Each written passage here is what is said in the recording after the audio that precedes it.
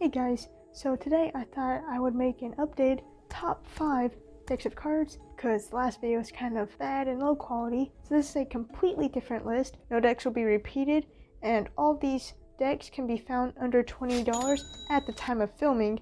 So if you are watching this like a year later, some of these decks may be more expensive than they are now. But yeah, we're going to get started with number 5. So at number 5 is the CARDISTry Touch Materia. So this is the most expensive deck on the list, but this is actually CARDISTry Touch's cheapest deck, and that's because the box does not have the swivel box opener. However, it is still a really nice box in my opinion, with good detail and pretty simple yet nice looking design, I think. And for the cards, I think the backs look really nice. Good minimalism around the actual rectangle of all the little colors that kind of looks like land to sea. It is a one-way back and face design. However, when you fan it, you can't notice that it's one way, which I think is pretty nice. So that way, the fans look the same on every card. And the faces of the Materia cards are all the same. Now, obviously, you cannot play cards with these or do magic with these, but this is more of a CARDISTRY list. I don't think I said that in the intro, but this is more of a CARDISTRY list anyway, so it doesn't matter. Nice and thin crushed cards that have held up really well in my opinion. Now, I've used these a lot and I just really like how they feel. Made a few videos with them. Number 5. And number 4 is the holographic Fontaine cards. Just kidding, those cards aren't that good. The foiling isn't the best handling. The cards are a little too thin, bendy, and easily dented sometimes. The cards are cool though, just not good for handling, which makes them not the best for CARDISTRY. That was just a joke. So really in number 4 position is the Orbit V8s. Now these are my only Orbit cards, but I'm sure their other cards are great as well. So the V8s are designed based off of Mars, and you also have the little asteroids around the circle, which look really cool when you riffle the cards because the asteroids kind of move around and orbit the circle of orbit. You've got that iconic orbit circle, so when you do your spinning card moves, it looks really great in those.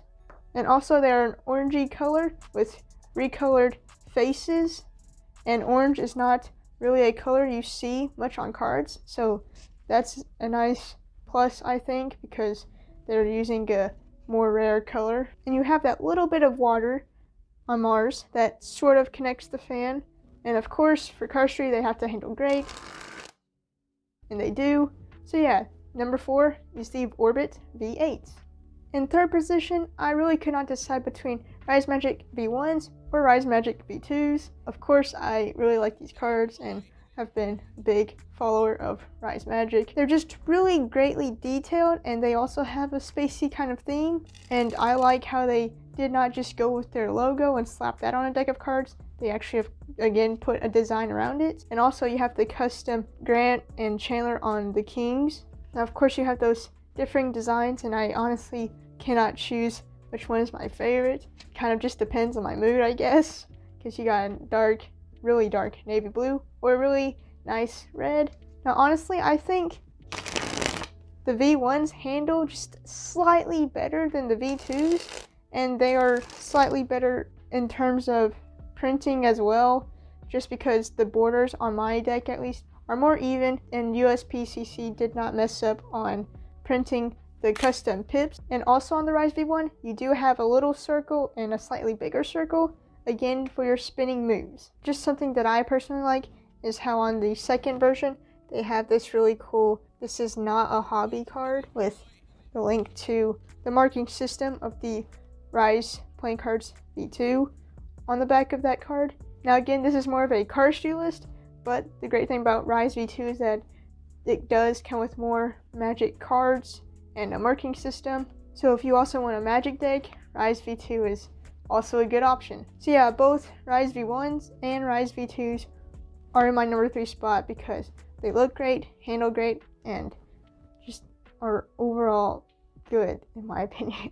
So yeah, moving on to number 2. So in the number 2 spot are the Pink Panther Fontaines. Just kidding. This is an extra card I got when I bought the ZD V2 deck by December Boys from X Decks, and so I got this nice little card. Thank you, X-Dex. It's just kind of a joke. And the second spot is the ZD V2 deck.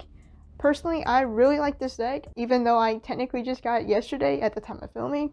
But even though I haven't had this deck for that long, I really like the deck and the box. First off, the box is foiled and opens sideways instead of on the short edge, which I think is really cool. And it's designed kind of like a cassette on the side, which I also like, and it fits nicely on the playing card shelf. And the overall design of the ZD V2 retro cards is of course retro, but also like futuristic in my opinion, and spacey as well. If you can't tell, I like the spacey theme.